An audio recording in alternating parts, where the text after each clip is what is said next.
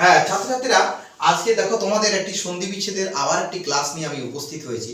সন্ধি বিচ্ছেদের কয়েকটি গুরুত্বপূর্ণ সূত্র, যে সূত্রগুলো তোমাদের সব সময় পরীক্ষায় কাজে লাগে এবং তোমাদের ভুল হয়ে যায়। এই সূত্রগুলো দেখবে অনেক সময় সন্ধি বিচ্ছেদ করতে গিয়ে তোমরা নিজেরাই কিন্তু নিজেদের ভুলগুলো ধরে ফেলবে। এটাই আমার কাছে দেখো টিপস কতগুলো সন্ধি বিচ্ছেদের, সেগুলো তোমরা মনে রাখলে সন্ধি বিচ্ছেদ তোমাদের কাছে কোনো কিছুই নয়। দেখো সূত্র, আমি একটি সূত্র দিয়ে বোঝাচ্ছি। দেখো রেপ, রেপ সমান বিসর্গ। এই রেপ যেখানে থাকবে সেখানে বিসর্গ হবে। দেখো অন্তর্ধান, তাহলে অন্তর্ধানে দেখো বিসর্গ রয়েছে, ধরে বাঁকা দন্তন্য, তাহলে অন্ত বিসর্গ হয়েছে। দেখো রেপের জন্য বিসর্গ।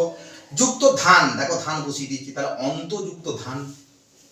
আবার দেখো একটা নির্জন, এই নির্জনে দেখো সন্ধি বিচ্ছেদ কি হচ্ছে, দেখো নি বিসর্গ হয়ে গেল, রেপের জন্য বিসর্গ, আর জন বসিয়ে দিলাম, নি যুক্ত জন করে নির্জন।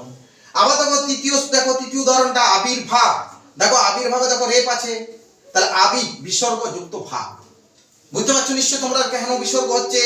রেপের জন্য কিন্তু বিসর্গটা প্রয়োগ হচ্ছে। তোমরা এই বিসর্গ কখন হবে এটা তোমরা বুঝতেই পারো না সন্ধি বিচ্ছেদের ক্ষেত্রে। দেখো অন্তর্জামী, দেখো অতন্তনে তো অন্ত, আমি লিখে দিলাম অন্তটা।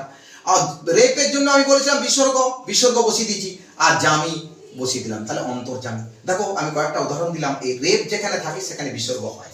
আবার দেখো একটা সূত্র দিয়ে আমি আলোচনা করছি। দেখো নিচে একটা সূত্র লিখেছি, দেখো অনুস্বার যেখানে থাকবে সেখানে ময়াসন্ত হবে। দেখো পিয়ং বদা, পিয়ম পরশীয় অন্তস্থ অনুস্বার ম ব দেখা, পিয়ং বদা নামটি দেখো, এটি সন্ধি বিচ্ছেদ করছি। দেখো অনুস্বার থাকবে, যেখানে অনুস্বার থাকবে সেখানে ময়াসন্ত হবে।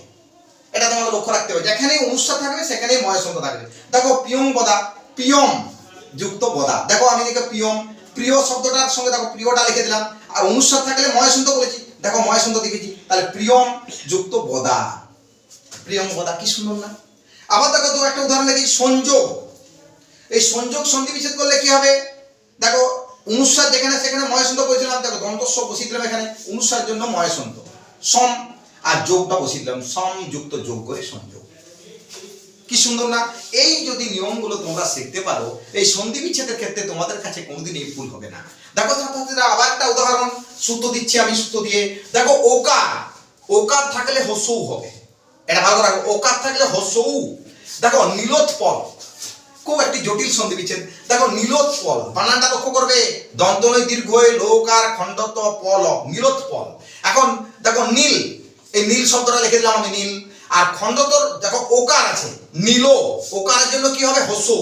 দেখো তার নীল লিখে দিলাম, নীল। আর হসৌর জন্য কি বলেছি? ওকারের জন্য হসৌ, তার দেখো হসৌ লিখেছি।